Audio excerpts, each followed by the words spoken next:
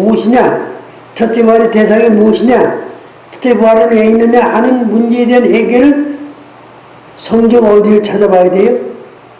계시록 20장 4절을 찾아봐야 됩니다. 그래서 그것을 가지고 연구해야 첫째 부활에 대한 올바른 해답이 나오는 거예요. 그럼 여기 한번 보십시다요. 같이 한번 읽읍시다요. 또 내가 보자들 보니 거기 앉은 자들이 있어 심판하는 권세를 받았더라. 또 내가 보니 예수의 증거와 하나님의 말씀을 인하여 목병을 하던 자의 영혼들과 또 짐승과 그 우상에게 경배하지도 아니하고 이마와 손에 그 표를 받지도 아니한 자들이 살아서 그리스도로 천년 동안 왕노릇하니 그 나머지 죽은 자들은 천년의 죄까지 살지 못하더라. 이는 첫째 부활이라. 네. 그것이 2절, 4절과 5절 말씀이에요, 전부요. 하나도 빠지지 않은 거예요. 그리고 여기 보게 되면, 이는 첫째 부활이라 그랬는데, 첫째 부활을 어떻게 나누냐게 되면은, 첫째는 예수의 증거와 하나님의 말씀을 인하여 목병을 얻은 자의 영혼들과, 이 산 사람들이 죽은 사람들이에요. 죽은 사람들이죠. 예수의 증거하는 말씀을 인해서 목병을 하셨으니까 이 사람들은 누구예요? 순교자들이죠. 아직 살아나기 이전의 순교자들, 영혼이라고 했으니까는. 그 다음에 또, 이 사람들이 대상이라는 거예요. 아직 부활하기 전에 대상을 먼저 한 거예요. 또,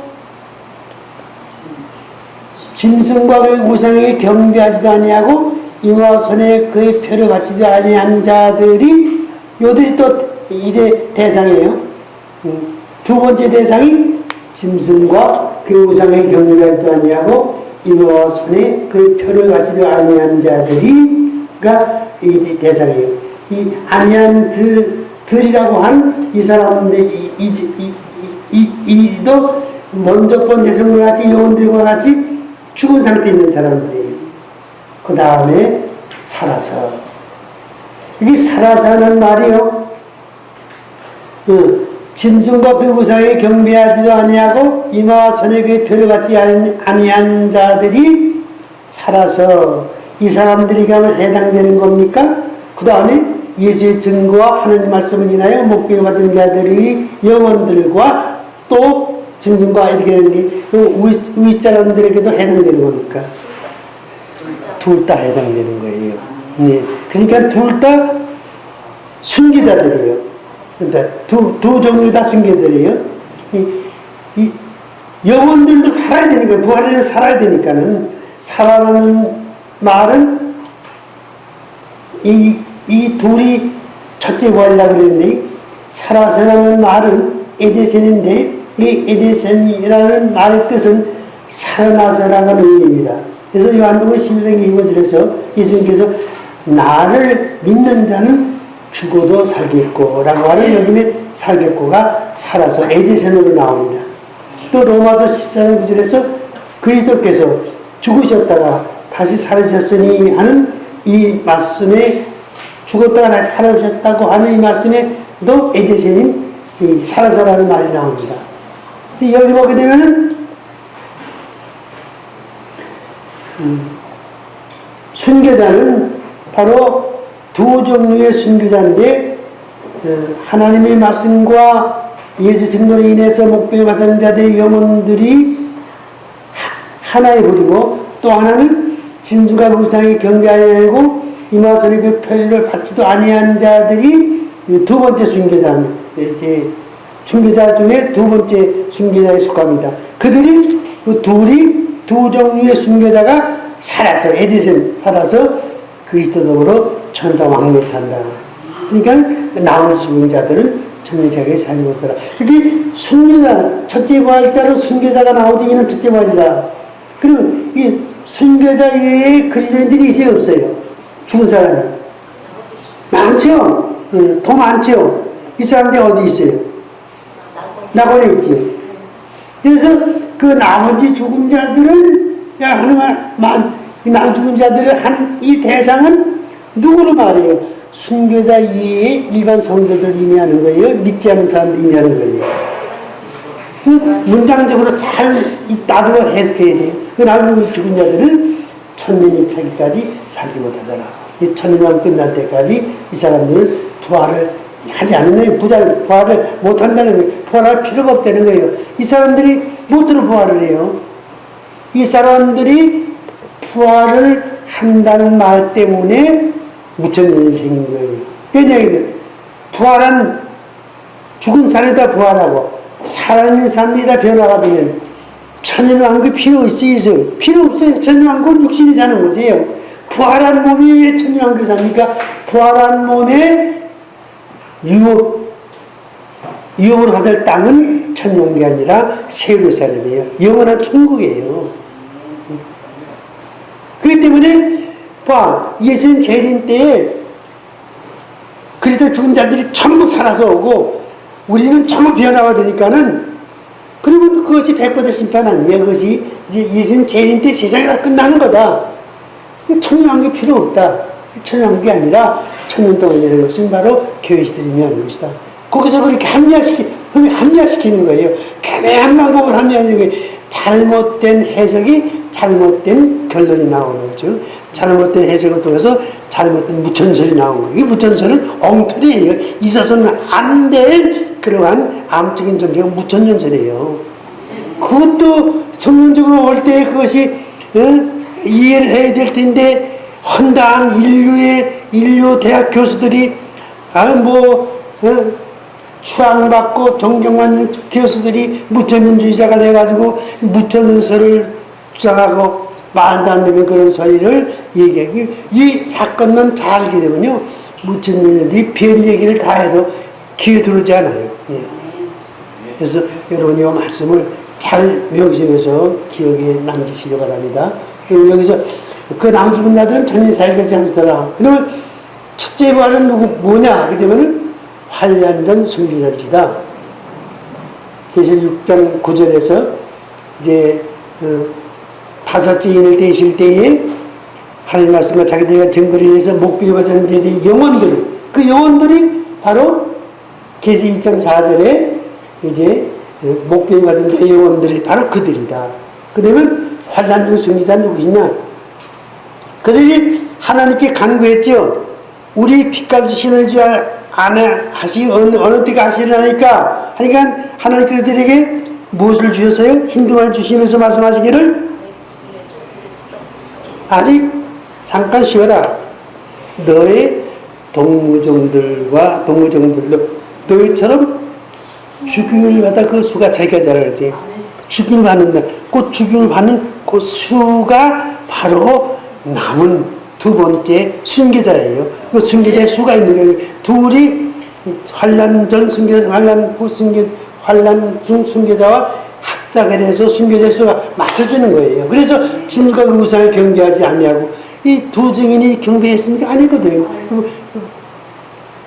그때요 이제 짐승의 표를 주는 그런 시기인데 전설 주는 시기인데 하지 않고 이를 적그리스도와 싸워가지고 적그리스도에서 주임을 당했거든요. 이 주임을 당 마지막 순교자가 된 거예요. 그들이 이 둘이 살아서 이제 그리스도로 천정 왕노릇한다고 하는 이 사실. 이 첫째 부활은 바로 키포인트가 여기 있는 거예요. 여기서 해결하지 않으면 다른 데서 해결할 도리가 없어요. 왜냐면 첫째 부활의 이제 말씀이 바로 계시 2장 4절인 말씀이에요. 이 4절에서 분명히 말해줬거든요. 근데 이 무천주의자는 이걸 해석 못하니까 뭐라고 말해요? 첫째 부활은 구원받은 사람들 이렇게 구원받은 사람들을 말하자면 중생이 첫째 부활이다. 말이 됩니까? 중생이 어떻게 첫째 부활이에요? 부활이라는 말은 죽었다 살아나는 것을 의미하는 건데 중생이 우리가 죽었다 살아났습니까? 그걸 왜 첫째 부활을 영적으로 해석을 합니까? 그래 우리가 이제 이런 말씀을 갖고 있었게 되면요 그런 사람들이 별 미사리글을 다 쓰고 별 신학적 이론을 가지고 이제 부활을 잘못 해석하고, 부활이 잘못 해석이 되면 예수님 죄인인데 부활하는 사람이 잘못되는 것이고 천국에 들어가는 사람이 잘못되는 것이고, 이건 뭐 정말로 엉망진창이 되는 거예요. 예, 이 말씀에 대한 이제 확고한 신앙 가지고 남을 가르칠 때 여러분들 이 말씀을 명심해야 됩니다. 그리고 그 남은 죽은 자는 천상에 살지 못하더라. 두 종류의 순교자들이 부활에 포함되지 않은 모든 성도들을 말하는 거예요. 그래서 성도의 부활은 이 두 번 있죠? 하나는 첫째 부활, 순교자의 부활이 있고, 하나는 남은 자의 부활. 남은 죽은 자들은 천년장에 살지 못하다는 남은 죽은 자들의 부활, 천년에 있을 부활. 이렇게 이제 부활이 있다. 첫째 부활로서 성도들이 모두 부활, 성도들이 모두 부활하면 모두 첫째라는 말을 붙여요. 첫째라는 말을 붙인 것은 그 다음 부활이 있기 때문이죠.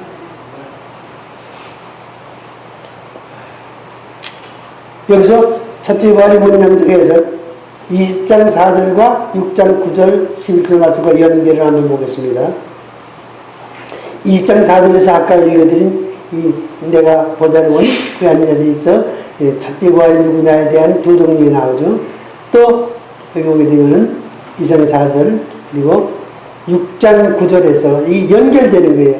2장 4절과 6장 9절에서 11절 말씀과 서로 성경적으로 연결되는 거예요. 그래서 6장에 있는 말씀으로서 결론을 내리지 말고 2장에 있는 말씀 결론 내리지 말고 6장과 2장과의 서로 연결되고 연관된 계시를 우리가 이제 한 문장, 대용의 한 문장 안에서 이 계시를 이제 종합적으로 연구해가지고 결론을 내려야 올바른 해답이 나온다. 그 하는 사실을 알아야 됩니다. 그럼 여기서 한번 봅시다요. 아까 말씀드렸지만 계시록 20장 4절에서 이제 목배워진 영혼들이라고 했죠. 이상 4절 예수의 정언함과 하나님 말씀 때문에 목배워진 영혼들은 누구냐 하게 되면 6장 9절에서 하나님 말씀과 그들의 간 증거로 말미암아 죽임을 당한 영혼들이 같은 부류에 이제 순교자들이 분명하죠. 네. 그 다음에 두 번째 순교자입니다. 그래서는 20장 4절에서 짐승과 그 우상에 경배하지 아니하고 이마 손에 그 표를 받지 않는 들이 살아서 그랬지. 여기서 그들의 동무종들과 형제들도 자기처럼 죽임을 당하여 그 수가 차기까지 하라. 너희들처럼 죽임을 당하는 순교자가 또 있다는 거예요. 그 순교자 죽임을 수가 차기가 그 수는 무슨 수예요? 두 증인이 수 시선 4,000명의 수요가 이제 순교자 수요에 차게 될 때에 순교자 수요가 차게 되는 겁니다. 그들이 부활이 첫째 부활이에요. 그들이 예수님이 재림하실 때 하늘 군대를 지금 같이 내려와서 절정문제를 가지고 짐승의 군대를 무찌게 되고 그들이 천왕국의 예수님과 더불어 왕 노릇하는 축복을 받게 되는 거예요. 처음에는 머리가 좀 무거울 거예요. 한꺼번에 이거 집어넣으려면, 그렇지만 이것을 이제 집에 가서 파워포인트를 잘, 이제 한 몇 번 이렇게 보셔가지고 머리 익히시기 바랍니다. 그리고 짐승과 그 우상에 경배하지 아니하고 그들 이마 손에 그의 표를 받지 아니하는 데는 누구냐? 후 3년 만에 떠서 지정의 표를 거부하다가 죽은 성도들은 순교의 대상이니라. 13장 10절에서 이런 말씀이 있어요. 사도 앞일 자는 사도 앞에 갈 것이니 칼에 죽을 자는 마땅히 칼에 죽을 것이니 성도의 인내와 믿음이 여기 있느니라. 여기 있느니라. 여기에 보게 되면 13장은 짐승의 통치 후 3년 반의 사건입니다. 후 3년 반에 성도들이 사도 앞에 갈 성도들이 있어요. 또 칼에 죽을 성도가 있어요. 이 사람들이 누구예요? 계시록 12장 17절에서 여자의 남은 자손이에요.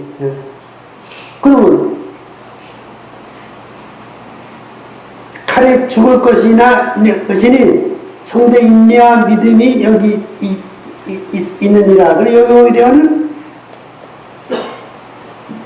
이 칼에 죽을 자는요, 순교자의 수행을 해못하라는 얘기면 칼에 죽을 자는 마땅히 칼에 죽을 것이니 마땅히 죽어야 될 사람이라는 거예요. 이 사람들은. 왜냐하면 후산반에 떨어지니까 짐승 앞에 경비하고 짐승 예받으면 지옥 가는 걸 아니까는 마땅히 이걸 받지 말아야죠. 죽어도. 그러니까 이 사람들은 마땅히 칼에 죽을 사람들이에요. 마땅히. 그리고 10절에서 이 사람들에게도 축복이 있어요. 지금 이후로 주 안에서 죽는 자들인 복이 있도다. 그들이 수고를 그치고 쉬리니. 여기 지금 이후라는 말은 신약제 전체를 의미하는 것이 아니에요. 지금 이후로 이제 그 짐승의 통치 이후로 이제 이렇게 죽임을 당하는 그러한 성도들도 복이 있다. 그 죽음이 헛되지 않다. 낙원에 가서 영적으로 안식을 취하다가 마지막 때에 생명의 부활로 부활하는 수고를 그치고 쉬는 그런 축복이 있다는 거예요. 지금 이것이 이제 장례식 때 많이 인용하는 성구지만요, 지금 인용해도 괜찮겠지요. 뭐 지금을 지금과 소급해서 왜 지금 이후로도 지금도 이제 주안 죽는 데는 복이 있으니까요. 그러나 요 계시록에 있는 지금 이후에 주안 죽는 데의 축복은 후 3년 반에 짐승에서 죽음을 당하는 그러한 죽음을 의미하는 것이다 하는 것을 그냥 알고만 계시면 돼요.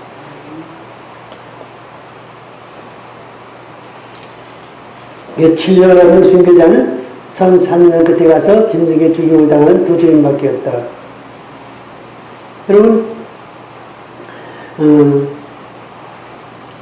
성도들은요, 1003년반에 한 사람도 순교당하지 않습니다. 순교뿐 아니라 짐승의 박해에서 죽지도 않아요.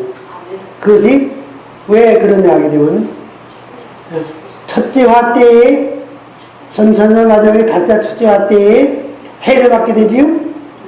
해를 받게 되지만은 그러나 그들을 죽이지는 못하게 하시고 죽음을 피하는 거예요. 죽음을 당하지 않습니다. 성도들은 왜 죽음을 당하지 않아요? 이 사람들은 천왕국의 축복을 누릴 사람들이에요. 첫째 화를 이기는 사람들. 그러니까 죽이면 안 되죠. 그리고 두 증인만이 전 3년 끝에 짐승과 전쟁을 하다가 짐승의 죽임을 당한다. 그들이 그 전쟁을 마칠 때에 무지개를 돌아오는 짐승이 그들과 더불어 전쟁을 일으켜 그들을 이기고 그들을 죽일 터인즉 이게 결론 7환란 기간 중에 짐승의 순교당한 성도는 두 증인밖에 없다. 해서 나머지 이제 환란전 순교자인 그 죽은 영혼들과 그다음에 이제 짐승과 우상에 경배하지 아니한 그 죽은 자들을 이 두 부류의 이제 순교자들이 첫째 부활자다 하는 사실을 우리에게 분명히 말씀해 줍니다. 부활은 어떤 순서로 이루어지냐? 고린도전서 15장 22절 26절 보니까는 아담 안에서 모든 사람이 죽은 것 같이 아담 안에서 죽은 것 같이 아담 안에서 이 인류를 말하는 거예요. 아담 안에서 모든 사람은 인류를 말해요. 인류 전체가 아담 안에서 우리는 지금까지 죽었죠. 그리고 우리는 다 심판의 벌을 지옥에 갈 사람들이에요. 그러나 그리스도 안에서 모든 사람의 삶을 얻으리라.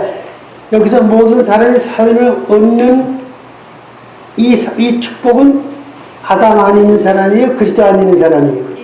그리스도 안에 있는 사람이에요. 이걸 잘 구분해야 됩니다. 아담 안에서 모든 사람이 죄값으로 죽게 되었어요. 그러나 그리스도 안에서 모든 사람이 삶을 얻으리라. 삶을 얻는 것은 부활을, 생명의 부활을 말해요. 얻으리라. 그러나 각각 자기 차례가 되니, 왜 각각 자기 차례가 되는 이 삶을 얻은 사람은 지금 누구를 말해요? 그리스도 안에서 모든 사람의 삶을 얻으리라. 그러나 각각 자기 차례 되리니 하느니 각각 자기 차례 되리니 하는 이 말씀에 해당자는 아담 안에서 모든 죽은 사람을 말하는 거예요. 그리스도 안에서 모든 그리스도 안에 있는 모든 사람을 말하는 거예요. 네, 분명히 그리스도 안에 있는 모든 사람을 말하는 그리스도 안에서 이 모든 사람의 삶을 얻는 그 사람을 의미하는 거예요. 자기 차례되는 그 차례. 그러면 그 그리스도 안에서 부활하는 삶을 얻는 차례가 그 다음에 나오는 거예요. 잘 보셔야 돼요. 이거 연구하느라고 참 이제 시간도 많이 허비하고 기도 많이 올렸어요. 먼저는 첫 열매인 그리스도요. 부활의 첫 열매로 그리스도의 부활이 있어요. 그러면 이제 예수님이 첫 열매예요. 다음에는 그리스도 강림하실 때에게 그에게 속한 자요. 예수님의 재림 때 예수님에게 속한 자의 부활이 있어요. 이것이 문제예요. 전 죽은 사람이 전 부활하는 문제가 여기서 나온 거예요. 그 강림하실 때. 그러나 그 후에는 나중이니 이것을 그 후에는 나중에 그 후에라고 하는 순서는 그러나 각각 자기 차례로 되니 먼저라는 것은 뭐예요? 첫 번째죠? 예수님 말고 첫 번째. 그 후에는 먼저 온 사람 외에 그 다음에 삶을 얻을 사람 그 후에는 그래서 그 후에라고 하는 것은 먼저와 그 후에와 연결돼야 안 돼요. 연결되는 거죠. 네. 그 후에라는 것은 먼저 다음에 있을 순서를 구회라고 그런 거예요. 이 구회는 뭐냐 그러면 구회는 나중인데 그가 모든 통치와 모든 권세와 능력을 멸하시고 나라를 아버지 하나님께 바칠 때라. 이게 천년왕국까지 전부 끝나고 나라를 하나님께 그 백성들을 하나님께 바칠 때라. 백보다 심판 때 새 예루살렘의 영원한 천국에 들어갈 그때에 바로 그 후에는 나중이니 하는 그리스도 안에 있는 삶을 얻을 사람들의 마지막 부활이 있다는 거예요. 첫 열매는 예수님이고 또 그가 강림할 때 그에게 속한 자는 누구냐? 보세요. 주 재림시에 그에게 속한 자들이 부활이 있다고 그랬죠? 히브리서 11장 더 좋은 부활로 이 부활의 영광을 얻으려고 믿음의 선진들을 권한을 받았다. 더 좋은 부활이라는 말이 나와요. 이것이 첫째 부활이에요. 순교자의 부활이에요. 대신하면서 4장 16절에 주께서 호령과 선생의 소리와 하늘 나팔로 신이 하늘로부터 강림하시니 그리스도 안에 죽은 자들이 먼저 일어나고 그 죽은 자들이 먼저 일어나는 부활이 첫째 부활이에요. 그리고 계시록 11장 11절에서 두 증인의 부활이 있고 이 사람들을 모든 사람들이 부활을 앞서서 이제 환란 중에 부활한 사람들이에요. 순교하고 부활을 했죠. 14장 4절에서 사랑 가운데서 속량함을 받아 처음 익은 열매라. 여러분 14장에는 14만 4천 명의 자격자가 나와요. 자격이 나와요. 계시록 7장의 14만 4천 명은 14장과 연결이 되어야 돼요. 그래 장을 구별해가지고 결론을 내리게 되면요 7장에서 다 끝나는 거예요. 14장은 다른 부류가 되는 거예요. 그렇기 때문에 장에서 결론을 내지 말고 성경 요한계시록에 하는 한 문장 안에서 해석을 해가지고 그래서 결론을 추출해야 되는 거예요. 그래서 7장의 해답이 14장에서 나오니까 14장과 연결이 돼야 7장의 올바른 해답이 나오는 거예요. 근데 여기서 놀라운 사건이 있어요. 여러분 뭐냐 그러면요 다른 신학적 한번 보세요. 여러분들 추석이나 사랑 가운데서 속량함을 받아 처음 익은 열매. 이 대상이 누구냐는 것을 한번 알아보세요. 여기 제가 이것을 이 속량을 받은 이 속량은 영의 구속이 아니라 육체의 구속이다. 육체의 부활이다 하는 사실을 성경에서 발견하게 된 거예요. 이건 놀라운 발견이에요. 이건 내가 만들어낸 새로운 학설도 아니고 새로운 어떤 계시도 아니고 이것은 발견하지 못한 사실을 하나님의 예정을 그렇게 많이 읽었어도 그것을 제대로 발견해서 정립하지 못한 것을 칼빈이 이것을 발견해가지고 정립해 놓은 것이 칼빈의 예정론이거든요. 그와 마찬가지로 사랑 가운데서 속량함을 갖다 처음 이건 열면 많은 사랑 가운데서 첫째 부활로 살아나서 처음 이건 열매 첫째 부활로 이제 첫째 부활의 열매로 살아난 부활 이제 순교의 부활을 여기서 의미한다. 여기서 속량을 받았다는 얘기가 히브리서 14장에 두 번이나 나오죠. 이들은 땅에서 속량을 받은 자들이라고 하는 말씀과 그 다음에 20장 4절에서 순교 성도들의 부활, 이 부활들은 순교자들이 받는 첫째 부활이다. 이 부활은 부활 그리스도인의 전체적인 부활을 해석하기 때문에 섬기는 모습, 말하자면 예수의 재림 때에 모든 성도들이 함께 부활해서 재림하게 된다. 그의 강림하실 때 그리스도에게 속한 자가 모두 부활하게 된다.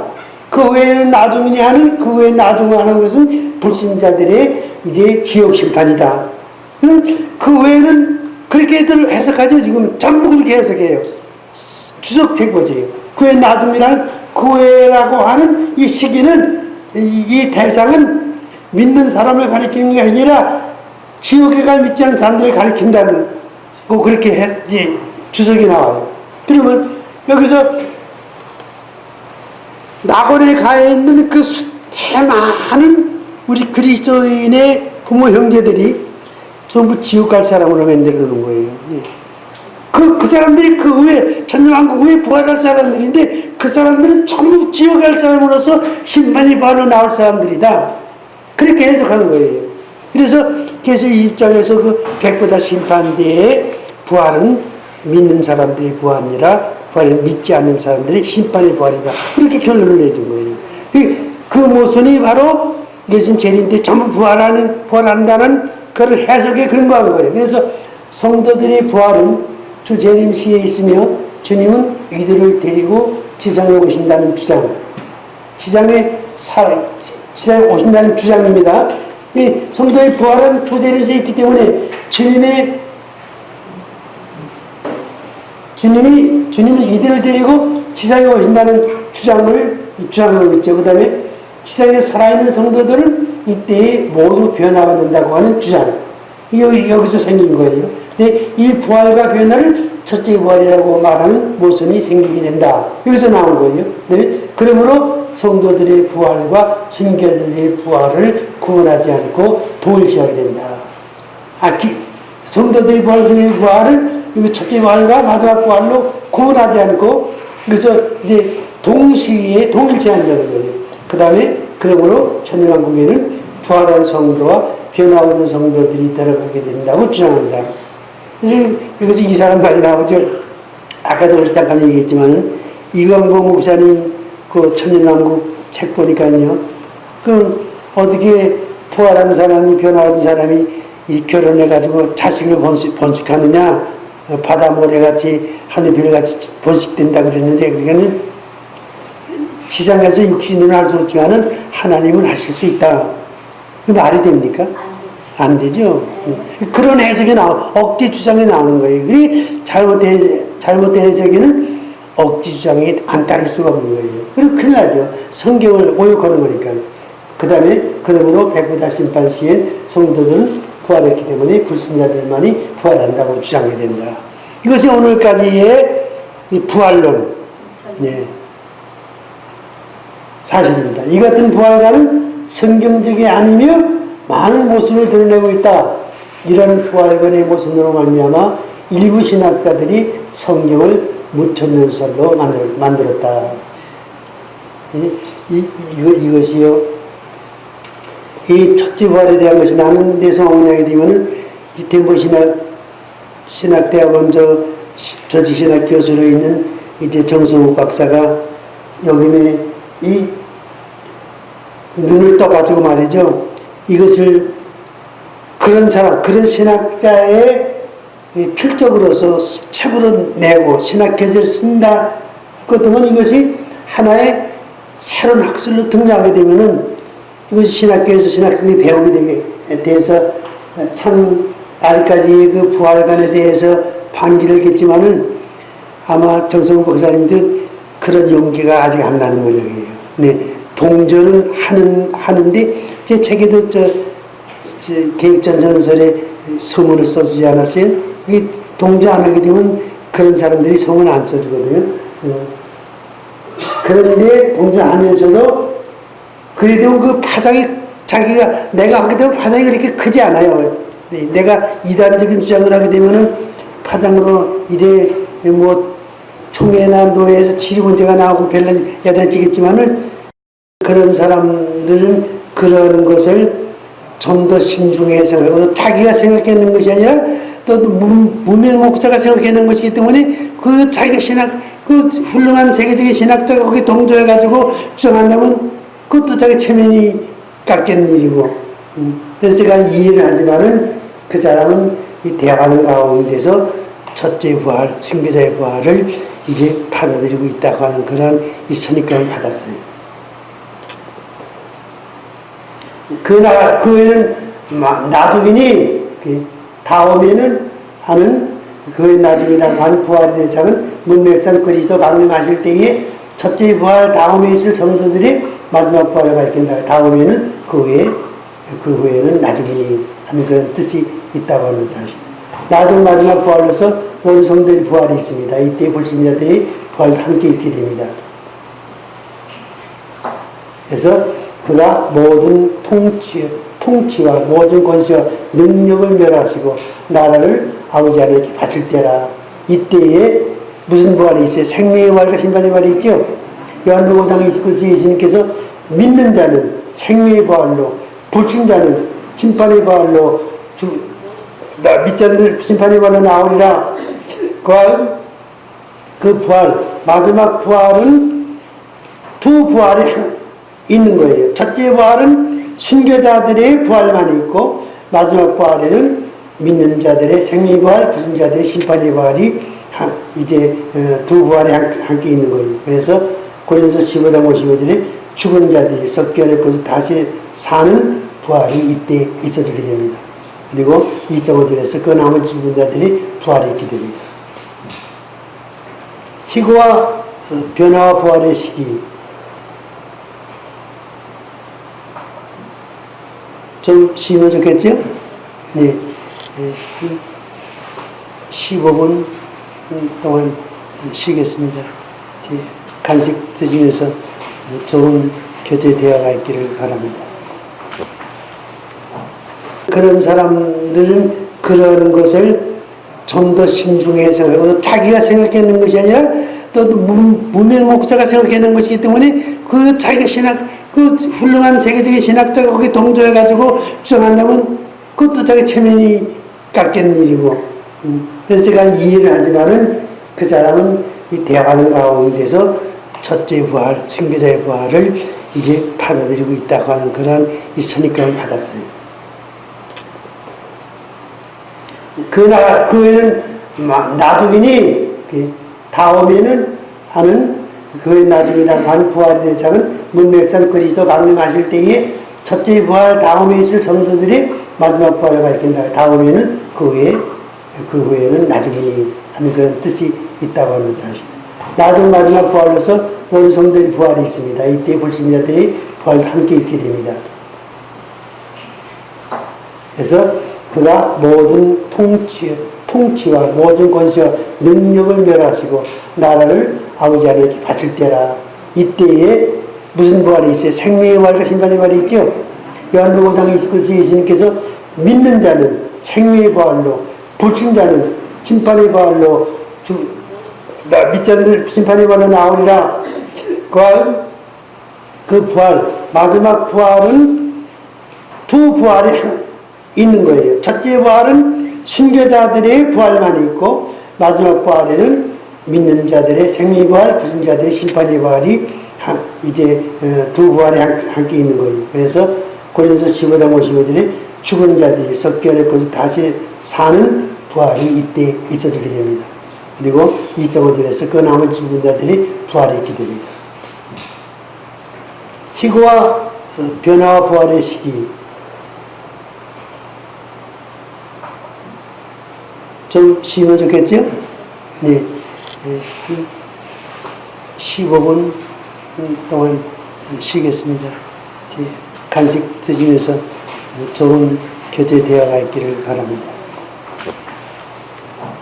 그런 사람들은 그런 것을 좀 더 신중히 생각하고 자기가 생각하는 것이 아니라 또 무명 목사가 생각하는 것이기 때문에 그 자기가 그 훌륭한 세계적인 신학자가 거기 동조해가지고 주장한다면 그것도 자기 체면이 깎이는 일이고 그래서 제가 이해를 하지만은 그 사람은 이 대화하는 가운데서 첫째 부활, 순교자의 부활을 이제 받아들이고 있다고 하는 그런 이 선입견을 받았어요. 그 외에는 나중이니 다음에는 하는 그 나중이라고 하는 부활의 대상은 문맥상 그리스도 강림하실 때에 첫째 부활 다음에 있을 성도들이 마지막 부활을 가리킨다. 다음에는 그 후에는 나중이니 하는 그런 뜻이 있다고 하는 사실. 마지막 부활로서 모든 성도들이 부활이 있습니다. 이때 불신자들이 부활도 함께 있게 됩니다. 그래서 그가 모든 통치와 모든 권세와 능력을 멸하시고 나라를 아버지 하나님께 바칠 때라. 이때에 무슨 부활이 있어요? 생명의 부활과 심판의 부활이 있죠. 요한복음 5장 29절 예수님께서 믿는 자는 생명의 부활로, 불신자는 심판의 부활로 믿지 않는 심판의 부활로 나오리라. 그 부활, 마지막 부활은 두 부활이 있는 거예요. 첫째 부활은 순교자들의 부활만 있고 마지막 부활에는 믿는 자들의 생명의 부활, 불신자들의 심판의 부활이 이제 두 부활이 함께 있는 거예요. 그래서 고린도서 15장 55절에 죽은 자들이 썩겨내고 다시 사는 부활이 이때 있어지게 됩니다. 그리고 2.5절에서 그 나머지 죽은 자들이 부활이 있게 됩니다. 희고와 변화와 부활의 시기 좀 쉬면 좋겠죠? 네. 한 15분 동안 쉬겠습니다. 간식 드시면서 좋은 교제 대화가 있기를 바랍니다. 그런 사람들은 그런 것을 좀 더 신중히 생각하고 자기가 생각하는 것이 아니라 또 무명 목사가 생각하는 것이기 때문에 그 자기가 그 훌륭한 세계적인 신학자가 거기 동조해가지고 주장한다면 그것도 자기 체면이 깎이는 일이고 그래서 제가 이해를 하지만은 그 사람은 이 대화하는 가운데서 첫째 부활, 순교자의 부활을 이제 받아들이고 있다고 하는 그런 이 선입견을 받았어요. 그 외에는 나중이니 다음에는 하는 그 나중이라고 하는 부활의 대상은 문맥상 그리스도 강림하실 때에 첫째 부활 다음에 있을 성도들이 마지막 부활을 가리킨다. 다음에는 그 후에는 나중이니 하는 그런 뜻이 있다고 하는 사실. 마지막 부활로서 모든 성도들이 부활이 있습니다. 이때 불신자들이 부활도 함께 있게 됩니다. 그래서 그가 모든 통치와 모든 권세와 능력을 멸하시고 나라를 아버지 하나님께 바칠 때라. 이때에 무슨 부활이 있어요? 생명의 부활과 심판의 부활이 있죠. 요한복음 5장 29절 예수님께서 믿는 자는 생명의 부활로, 불신자는 심판의 부활로 믿지 않는 심판의 부활로 나오리라. 그 부활, 마지막 부활은 두 부활이 있는 거예요. 첫째 부활은 순교자들의 부활만 있고 마지막 부활에는 믿는 자들의 생명의 부활, 불신자들의 심판의 부활이 이제 두 부활이 함께 있는 거예요. 그래서 고린도서 15장 55절에 죽은 자들이 썩겨내고 다시 사는 부활이 이때 있어지게 됩니다. 그리고 2.5절에서 그 나머지 죽은 자들이 부활이 있게 됩니다. 희고와 변화와 부활의 시기 좀 쉬면 좋겠죠? 네. 한 15분 동안 쉬겠습니다. 간식 드시면서 좋은 교제 대화가 있기를 바랍니다. 그런 사람들은 그런 것을 좀 더 신중히 생각하고 자기가 생각하는 것이 아니라 또 무명 목사가 생각하는 것이기 때문에 그 자기가 그 훌륭한 세계적인 신학자가 거기 동조해가지고 주장한다면 그것도 자기 체면이 깎이는 일이고 그래서 제가 이해를 하지만은 그 사람은 이 대화하는 가운데서 첫째 부활, 순교자의 부활을 이제 받아들이고 있다고 하는 그런 이 선입견을 받았어요. 그 외에는 나중이니 다음에는 하는 그 나중이라고 하는 부활에 대해서는 문맥상 그리스도 강림하실 때에 첫째 부활 다음에 있을 성도들이 마지막 부활을 가리킨다. 다음에는 그 후에는 나중이니 하는 그런 뜻이 있다고 하는 사실. 마지막 부활로서 모든 성도들이 부활이 있습니다. 이때 불신자들이 부활도 함께 있게 됩니다. 그래서 그가 모든 통치와 모든 권세와 능력을 멸하시고 나라를 아버지 하나님께 바칠 때라. 이때에 무슨 부활이 있어요? 생명의 부활과 심판의 부활이 있죠. 요한복음 5장 29절 예수님께서 믿는 자는 생명의 부활로, 불신자는 심판의 부활로 믿지 않는 심판의 부활로 나오리라.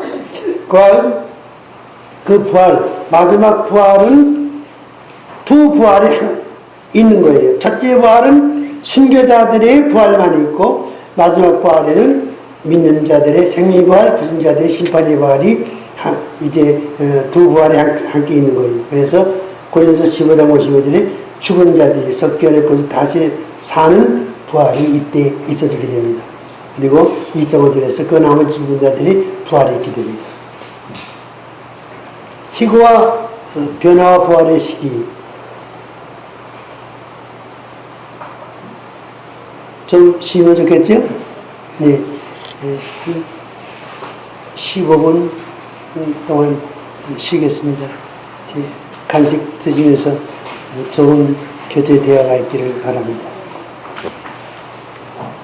그런 사람들은 그런 것을 좀 더 신중히 생각하고 자기가 생각하는 것이 아니라 또 무명 목사가 생각하는 것이기 때문에 그 자기가 그 훌륭한 세계적인 신학자가 거기 동조해가지고 주장한다면 그것도 자기 체면이 깎이는 일이고 그래서 제가 이해를 하지만은 그 사람은 이 대화하는 가운데서 첫째 부활, 순교자의 부활을 이제 받아들이고 있다고 하는 그런 이 선입견을 받았어요. 그 외에는 나중이니 다음에는 하는 그 나중이라고 하는 부활에 대해서는 문맥상 그리스도 강림하실 때에 첫째 부활 다음에 있을 성도들이 마지막 부활을 가리킨다. 다음에는 그 후에는 나중이니 하는 그런 뜻이 있다고 하는 사실. 마지막 부활로서 모든 성도들이 부활이 있습니다. 이때 불신자들이 부활도 함께 있게 됩니다. 그래서 그가 모든 통치와 모든 권세와 능력을 멸하시고 나라를 아버지 하나님께 바칠 때라. 이때에 무슨 부활이 있어요? 생명의 부활과 심판의 부활이 있죠. 요한복음 5장 29절 예수님께서 믿는 자는 생명의 부활로, 불신자는 심판의 부활로 믿지 않는 심판의 부활로 나오리라. 그 부활, 마지막 부활은 두 부활이 있는 거예요. 첫째 부활은 순교자들의 부활만 있고 마지막 부활에는 믿는 자들의 생명의 부활, 불신자들의 심판의 부활이 이제 두 부활이 함께 있는 거예요. 그래서 고린도서 15장 55절에 죽은 자들이 섞여내고 다시 사는 부활이 이때 있어지게 됩니다. 그리고 2.5절에서 그 남은 죽은 자들이 부활이 있게 됩니다. 희고와 변화와 부활의 시기 좀 쉬면 좋겠죠? 네. 한 15분 동안 쉬겠습니다. 간식 드시면서 좋은 교제 대화가 있기를 바랍니다. 그런 사람들은 그런 것을 좀 더 신중히 생각하고 자기가 생각하는 것이 아니라 또 무명 목사가 생각하는 것이기 때문에 그 자기가 그 훌륭한 세계적인 신학자가 거기 동조해가지고 주장한다면 그것도 자기 체면이 깎이는 일이고 그래서 제가 이해를 하지만은 그 사람은 이 대화하는 가운데서 첫째 부활, 순교자의 부활을 이제 받아들이고 있다고 하는 그런 이 선입견을 받았어요. 그 외에는 나중이니 다음에는 하는 그 나중이라고 하는 부활의 대상은 문맥상 그리스도 강림하실 때에 첫째 부활 다음에 있을 성도들이 마지막 부활을 가리킨다. 다음에는 그 후에는 나중이니 하는 그런 뜻이 있다고 하는 사실. 나중 마지막 부활로서 모든 성도들이 부활이 있습니다. 이때 불신자들이 부활도 함께 있게 됩니다. 그래서 그가 모든 통치와 모든 권세와 능력을 멸하시고 나라를 아버지 하나님께 바칠 때라. 이때에 무슨 부활이 있어요? 생명의 부활과 심판의 부활이 있죠. 요한복음 5장 29절 예수님께서 믿는 자는 생명의 부활로, 불신자는 심판의 부활로 믿지 않는 심판의 부활로 나오리라. 그 부활, 마지막 부활은 두 부활이 있는 거예요. 첫째 부활은 순교자들의 부활만 있고 마지막 부활에는 믿는 자들의 생명의 부활, 불신자들의 심판의 부활이 이제 두 부활이 함께 있는 거예요. 그래서 고린도서 15장 55절에 죽은 자들이 썩겨내고 다시 사는 부활이 이때 있어지게 됩니다. 그리고 2.5절에서 그 남은 죽은 자들이 부활이 있게 됩니다. 희고와 변화와 부활의 시기 좀 쉬면 좋겠죠? 네. 한 15분 동안 쉬겠습니다. 간식 드시면서 좋은 교제 대화가 있기를 바랍니다. 그런 사람들은 그런 것을 좀 더 신중히 생각하고 자기가 생각하는 것이 아니라 또 무명 목사가 생각하는 것이기 때문에 그 자기가 그 훌륭한 세계적인 신학자가 거기 동조해가지고 주장한다면 그것도 자기 체면이 깎이는 일이고 그래서 제가 이해를 하지만은 그 사람은 이 대화하는 가운데서 첫째 부활, 순교자의 부활을 이제 받아들이고 있다고 하는 그런 이 선입견을 받았어요. 그 외에는 나중이니 다음에는 하는 그 나중이라고 하는 부활의 대상은 문맥상 그리스도 강림하실 때에 첫째 부활 다음에 있을 성도들이 마지막 부활을 가리킨다. 다음에는 그 후에는 나중이니 하는 그런 뜻이 있다고 하는 사실. 나중 마지막 부활로서 모든 성도들이 부활이 있습니다. 이때 불신자들이 부활도 함께 있게 됩니다. 그래서 그가 모든 통치와 모든 권세와 능력을 멸하시고 나라를 아버지 하나님께 바칠 때라. 이때에 무슨 부활이 있어요? 생명의 부활과 심판의 부활이 있죠. 요한복음 5장 29절 예수님께서 믿는 자는 생명의 부활로, 불신자는 심판의 부활로 믿지 않는 심판의 부활로 나오리라. 그 부활, 마지막 부활은 두 부활이 있는 거예요. 첫째 부활은 순교자들의 부활만 있고 마지막 부활에는 믿는 자들의 생명의 부활, 불신자들의 심판의 부활이 이제 두 부활이 함께 있는 거예요. 그래서 고린도서 15장 55절에 죽은 자들이 썩겨내고 다시 사는 부활이 이때 있어지게 됩니다. 그리고 2.5절에서 그 남은 죽은 자들이 부활이 있게 됩니다.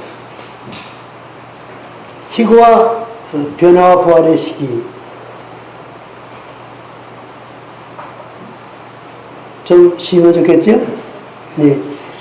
한 15분 동안 쉬겠습니다.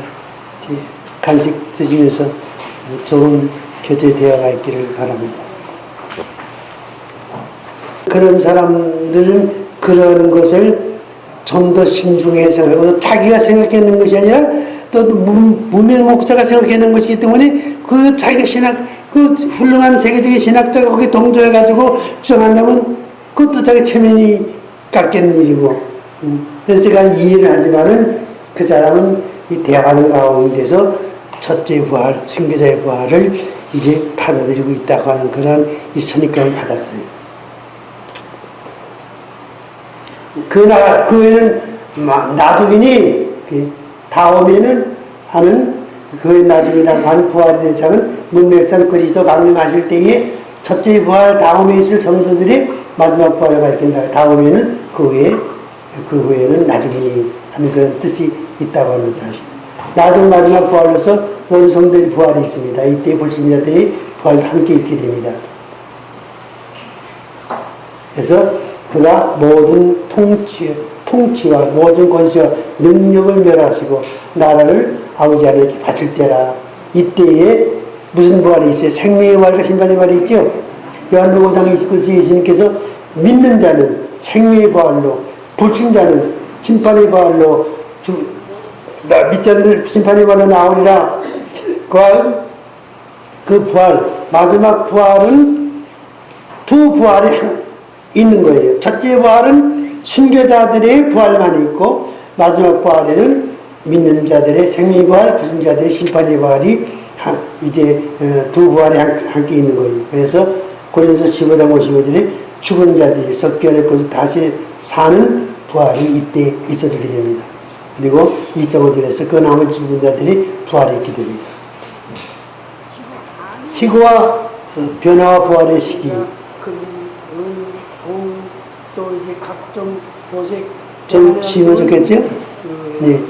그 대리석으로 15분 동안 쉬겠습니다. 그러한 대리석 간식 드시면서 좋은 교제대화가 있기를 바랍니다. 조금만 이제 솟아오르게 하면 그런 사람들은 옛날에 그런 것을 좀 더 신중해서 자기가 생각하는 것이 아니라 또 무명 목사가 생각하는 것이기 때문에 그 자기가 신학 그 훌륭한 세계적인 신학자가 거기 동조해가지고 수행하면 그것도 자기 체면이 말이겠지만 깎이는 여하튼 그러한 이해를 하지만은 보석이 이 지구 안에 있는데 그래서 천년왕 때에 하나님께서 쓰시려고 그것을 놔두셨더라. 그대로 이제 불쑥 감춰두셨다가 이제 다시 지구를 폭발시키고 지구의 재앙을 내릴 때 그것이 지상으로 올라오게 해가지고 천년왕국을 이룰 때에 저희 천년국에 사는 백성들이 하늘에서 내려보니까 금덩어리도 많고 은덩어리도 많고 대리석 이제 각종 보석들이 그냥 산더미처럼 쌓여있고 그러니까 그때는 뭐 귀한 것도 없죠. 너무 많게 되면은 그 보배를 여기지도 않죠. 가지고 그런 걸로 쌓인다. 그래서 여러분들 지금 집에 이제 산들이나 그런 거 없더라도 걱정 마시고 그때 가시게 되면 이 금강석이나 이게 다이아몬드 가지고 그런 거 만들어서 이제 장식으로 해놓을 수도 있을지도 몰라요. 우리 고귀한 보석으로 장식된 사회다. 이 세대주의자들이 말하는 것처럼 하나님의 심판으로 이 지구가 멸망했을 때에는 이 지구가 다 황폐하게 되면은 황폐된 지구가 어떻게 천년왕국의 축복을 누릴 수 있겠어요? 천년왕국의 종국 마지막입니다. 천년왕국은 천년 동안만 허락한 이 땅의 그리스도의 나라다. 천년이 찼을 때에는 마귀와 무통에서 노예나게 되지요. 그래가지고 세상을 미혹하게 됩니다. 노예받은 후 마귀하는 일을 곡감하고 미혹한다. 계시록 20장에서 그 옥에서 노예 나와서 땅의 사왕 백성과 곡감하고 미혹하고 모아 싸움을 치르니 그 소가 바다보러 갔더리라. 우리 총무님께서 이 물을 아까 떠났는데 한 2시간 동안 강의하면서 물 한 모금도 안 마시고 강의했네요.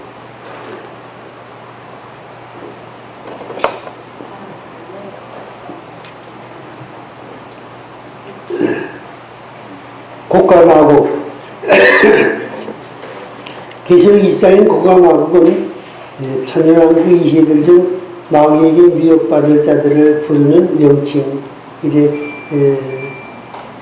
에스겔 38장에 있는 곡감하국이 하나님을 대적하고 이 예루살렘을 침공했던 것처럼 마지막 사랑하시는 성, 어린 양의 성 예수님이 거하시는 그러한 거룩한 성을 침공하기 위해서 등장한 마귀의 세력들이 곡감하국입니다. 마귀는 미혹의 영이기 때문에 다시 이제 세상에 내버려가지고 미혹시키는 일을 합니다. 천년왕국의 마지막 심판, 바다의 머리와 같은 국가 마귀의 세력이 사랑하시는 성과 성도의 진을 포위한다고 했습니다. 하늘에서 불이 내려와 그 무리들을 불로 소멸하고 마귀들을 잡아서 유황불에 던집니다. 이 심판으로 천년왕국은 끝이 나고 백자에서 인류의 최종적인 심판이 내려지게 됩니다. 기능보다 심판과 인류의 대부활. 눈에 보이는 세계가 소멸됩니다. 창조세계의 모든 피조물이 일시에 사라져버립니다. 20장 11절에 나와 있습니다. 그 다음에 죽은 자들이 부활합니다. 마지막 부활입니다. 생명의 부활과 심판의 부활입니다. 일반 성도들의 부활은 계시록 20장 5절에서 그 나머지 죽은 자들의 부활로서 이제 부활을 우리가 보게 됩니다. 불신자들의 부활은 계시록 20장 13절에 있는 말씀대로입니다. 크고 흰 보좌에 앉으신 하나님, 책들이 펴져 있습니다. 그래서 다른 책과 생명책이 펴져 있다고 했습니다. 그 생명책 기록되지 않은 사람들이 모두 하나님의 심판을 받고 둘째 사망에 들어간다고 했습니다. 하나님의 최종적인 심판, 불신자들 자기가 행한 행위에 따라 생명책에 기록되지 못한 자는 불모지에 던져진다고 했습니다. 누구든지 행명책에 기록되지 못한 자는 불모지에 던져지더라. 하나님의 백성들의 축복, 이때 다음과 같은 예수님 하나님의 선언을 드립니다. 내 아버지께 복받은 자들이여 나와 창세로부터 너희를 위하여 예비한 나라를 상속하라. 21장에서 하늘에서 내려오는 새 예루살렘 성에 들어가는 축복을 받게 됩니다. 21장 하늘 내려오는 거룩한 성 새 예루살렘. 또 내가 새하늘과 새 땅을 보니 처음 하늘과 처음 땅이 없어졌고 바다도 다시 있지 않더라. 이 새하늘과 새 땅은 무슨 세계인가? 1절에서 처음 하늘과 처음 땅은 없어졌다고 했습니다. 2절에서 이 세계는 하늘께로부터 하늘에서 내려오는 거룩한 성이라고 했습니다. 이것은 이 실제로 내려오는 것이 아니라 사도 요한에게 이제 보여주시기 위해서 하늘의 새 예루살렘의 환상으로 내려오게 하신 것을 의미합니다.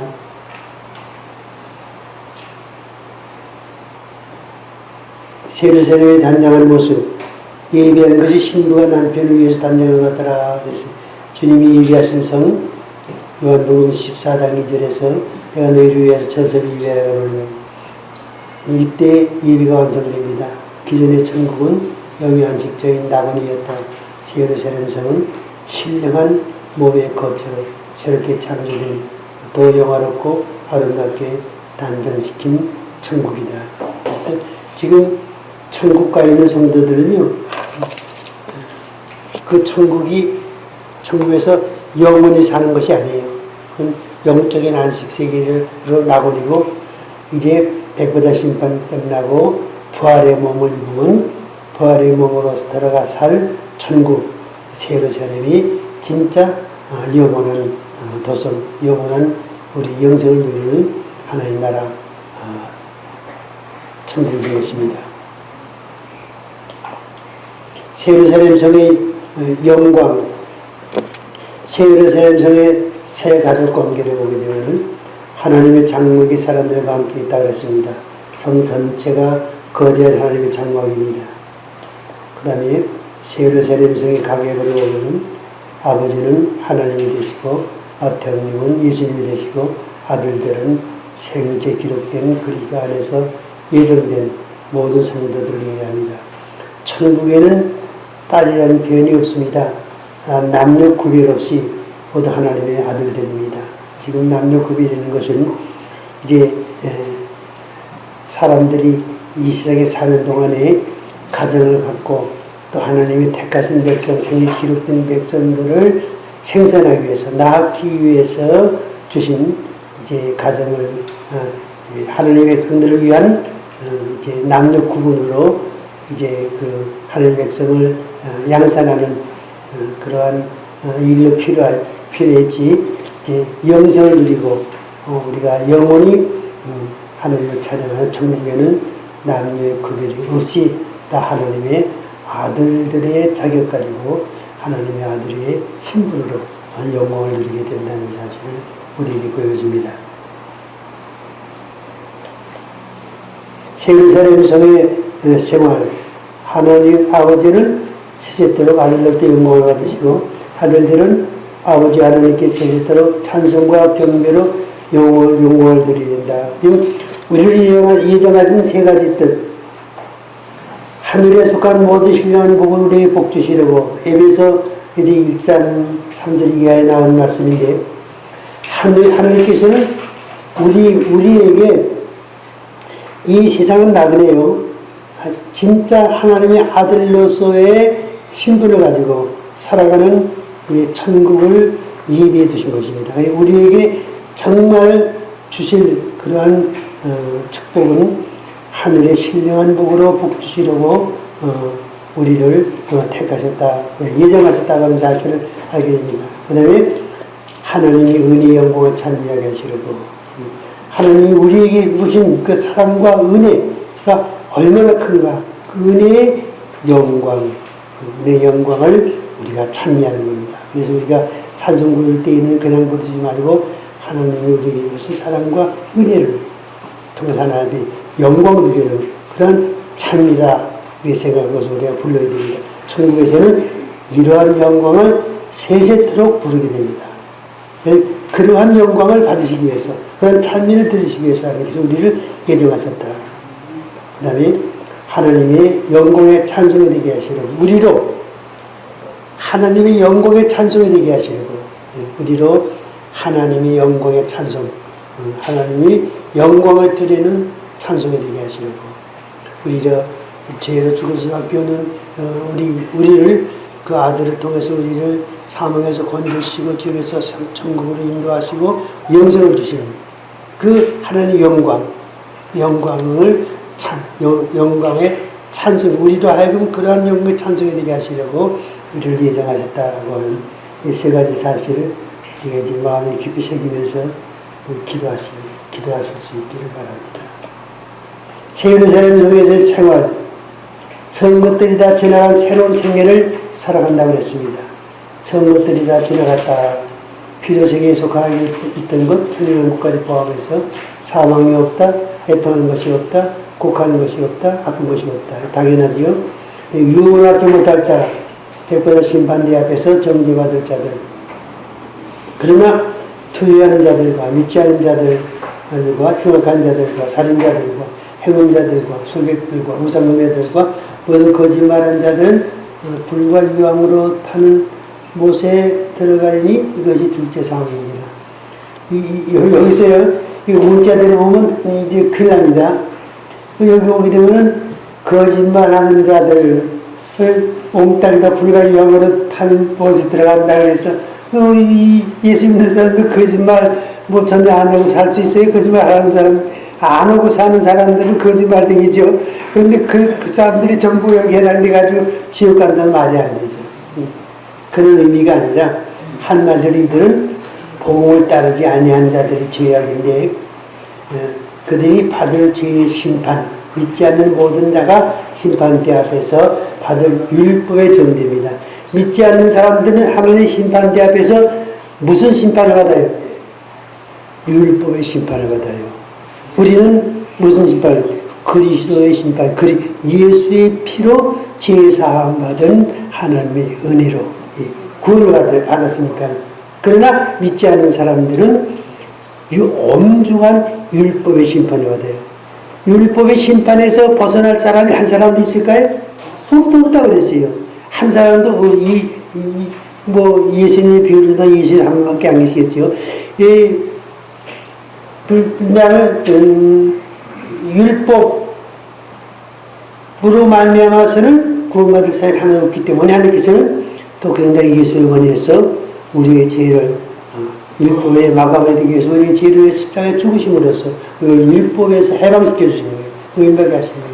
그래서 그들이 받을 죄는 율법의 정죄인데 크게 나눠서 8가지로 두려워하는 자들, 죄인들은 하나님께 원수가 됐지요. 원수 관계에 있으면 심판에 하나님 두려워하게 되겠지요. 이제 나는 이제 심판받는구나. 두려워하는 자들, 믿지 않는 자들, 믿음을 고르지 못한 자들, 흉악한 자들, 율법대로 살지 못한 범죄자들, 다 흉악한 자들이, 살인자들, 이때는 미워하는 형제를 미워하는 자도 이 죄에 해당합니다. 형제 미워하는 자 살인자라고 예수님께서 말씀하셨죠. 여자를 보고 음욕을 보는 자도 이 죄에 해당합니다. 이것은 율법의 정죄예요. 하나님이 보시는 율법의 정죄. 이것은 여기 있는 모든 죄악은 우리가 그리스도 안에서 다 용서받은 죄지요. 술객들, 점쟁이, 기름을 말하는 자들, 우상 숭배자들, 세상에 나타나는 우상이나 신상 앞에 경배하는 자들, 모든 거짓말하는 자들, 사람이 하는 모든 거짓말이 심판받을 죄가 된다. 세상에 거짓말 안 하고 사는 사람이 있어요. 예수 믿지 않으면 그 적은 거짓말이라도 지옥 갈 수 있는 그러한 근거가 되는, 죄가 되는, 율법을 범죄한 죄가 되는 거예요. 그래서 율법으로 말미암아서는 한 사람도 구원받을 사람이 없어요. 모두 지옥 가는 거예요. 그래서 율법을 정죄받게 되면 우리는 율법을 정죄하지 못한다 그랬어요. 그렇지 않는 자에게는 결코 정죄함이 없나니, 이 정죄함이 없다는 것은 율법의 정죄를 말하는 거예요. 율법의 정죄를 받지 않아요. 여기 해당이 안 되는 거죠.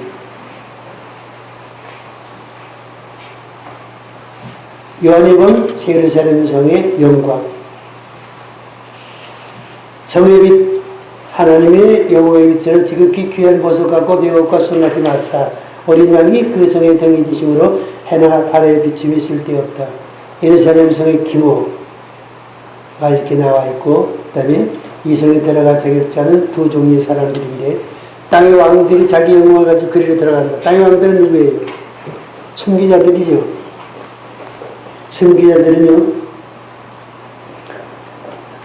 천인한 것이 왕으로 되는 것이 아니라 그 왕의 영광을 가지고 새 예루살렘에 들어가요. 새 예루살렘에서도 영원한 왕을 타는 거예요. 네, 그래서 순교자가 받는 축복은 놀랍게 이제 놀랍다는 사실을 알 수 있어요. 사람들이 안그 영광과 존귀를 가지고 들어가라 그랬어요. 성도들 부활한 영광과 존귀한 몸을 가지고 그리로 예루살렘으로 들어간다는 것입니다. 예, 부활한 성도들이 들어가고 특히 부활자들은 왕권을 가지고 들어가고, 그것이 바로 예루살렘 성입니다. 22장. 예루살렘의 보좌의 주변, 보좌로부터 길 가운데로 흐르는 생명수의 강이 있습니다. 성의 이름 예루살렘, 성의 아름다움, 신부가 남편을 위해서 단장하는 모습, 성의 빛, 이렇게 쭉 성이 있는 그대로입니다. 천사를 요한에게 보내신 목적,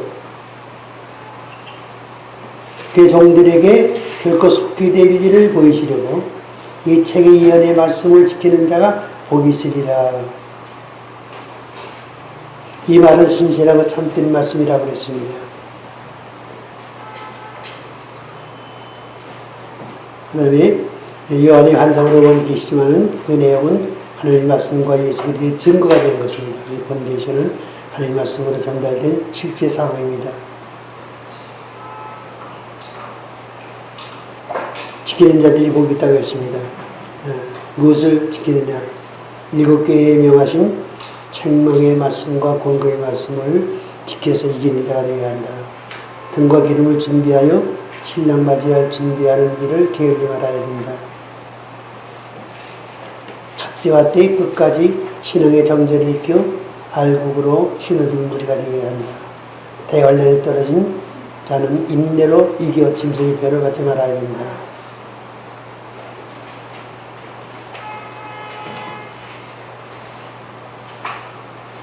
이언의 말씀을 인용하지 말라 그랬습니다. 또 내게 말하되 이 제 예언의 말씀을 인용하지 말라. 때가 가까우니라. 인용하지 말라. 교회에서 성도들에게 숨기는 성경에 대해서는 안 된다. 네. 그래서 읽어줘야 된다. 요한계시록에 대한 이제 강해가 있어야 되는데 제대로 이제 읽어줘야 되겠죠. 주의 종들이 성도들에게 가르쳐야 된다. 때를 따라 양식으로 먹여야 된다. 이 말씀을 성도들에게 지키게 해야 한다. 성도들로 이기는 자가 되게 해야 한다. 때가 가오니라. 주님의 재림은 어느 시대에나 때가 같다. 성경은 어느 시대 어느 성도들이나 그들의 생애에 주님의 재림이 있을 것을 믿고 신부의 단장을 하며 살아갈 것을 말씀하고 있다. 여러분, 신부의 단장을 해가지고 믿지는 법이 없어요. 네. 예수님의 재림을 준비하는 생활을 해가지고 신앙적으로 손해보는 법이 없어요. 그 신앙 가지고 천국 가면요, 천국 넉넉히 들어가고 천국 가서 많은 상을 받을 수 있어요. 이거는 성도들은 언제 어느 시대에 살아든 예수님이 오신다는 신앙 가지고 준비하는 생활, 그것이 신앙생활이에요. 예언의 말씀을 지하는 자 더하는 저주. 내가 이 책에 예언의 말씀을 듣는 각인에게 증거하노니 아니 누구든지 이것들에 더하면 하나님 이 책에 기록된 제한도 그에 더하실 거예요. 누구든지 이 책의 예언의 말씀에서 제하여 버리면 하나님 이 책에 기록된 생명나무와 및 거룩한 성의 참여함을 제하여 버리시리라. 말씀을 더하는 자에게 내리시는 저주, 계시 없는 말씀을 덧붙이는 일. 네, 무서운 일이죠. 계시 없는 말씀을 덧붙여가지고 공포감을 주거나 어떠한 이제 그러한 일이 많이 있어요. 연구하거나 기도에 받았다고 하는 엉뚱한 계시로 미혹하는 일. 성경에 계시된 계시를 부인하거나 곡해하여 진리에서 떠나게 하는 일. 재앙을 더한다는 말은 심판에 이르게 하신다는 엄중한 경고지요. 말씀을 제해버리는 자에게 내시는 저주, 분명한 계시의 말씀을 무시하고 나타나는 진리를 부인하는 일, 잘못된 교리나 자기 생각에 얽매여 나타나는 계시를 무시하거나 오도하는 일, 거룩한 성에 참여함을 제하여 버린다는 말은 둘째 사망이 된다는 것이죠. 그래서 특별히 그 신학을 다루는 그 신학자들은 이 말씀을 명심해가지고 주의 많이 해야 될 거예요. 그 사람들이 엉뚱한 신학에서 엉뚱한 말을 끄집어내가지고 엉뚱한 주장하는 그러한 일들은 다 이 심판의 이제 말씀에 저촉이 될 것이기 때문에 이제 조심을 단단히 해야 겁니다. 요한계시 결론입니다. 이제 날씨가 오늘 초복이라 굉장히 더웠는데 멀리서 오시고 수고 많이 하셨어요. 우리 같이 이제 이 말씀을 읽겠습니다. 이것들을 증거하시니가 이르시되 내가 진실로 속히 오리라 하시거늘 아멘 주 예수여 오시옵소서. 주 예수의 은혜가 모든 자들에게 있을지어다. 아멘.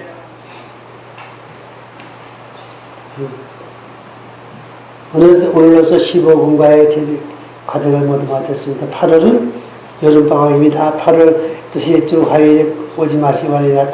이제 연락해 드리겠습니다. 무더운 여름철에 건강에 유의하시기 바랍니다. 9월 18일입니다. 9월 셋째 주 화요일 세미나 강좌가 1과부터 새롭게 시작됩니다. 제가 잘 정리하고 또 깊이 연구하고 또 가다듬고 정리해서 그날에 더 알찬 강의를 하기 위해서 힘쓰겠습니다. 다시 만나는 기쁨이 있기를 바랍니다. 하나님 감사합니다. 무더운 초복 날 이처럼 우리 존귀한 순교 사명면을 지닌 귀한 종들이 가까이서 멀리서 이렇게 세미나 자리에 찾아오셔서 금자리보다 귀한 말씀을 듣고 마음이 간직하게 함을 감사합니다. 우리 마음속에 주 제대에 대한 뜨거운 열망으로 가득 차게 하시고 저희도 그날에 아버지 하나님 하나님의 첫째 부활의 대상자가 되어 순교의 사명을 이룸으로써 천년왕국에서 주님과 왕노 다는 왕권의 축복을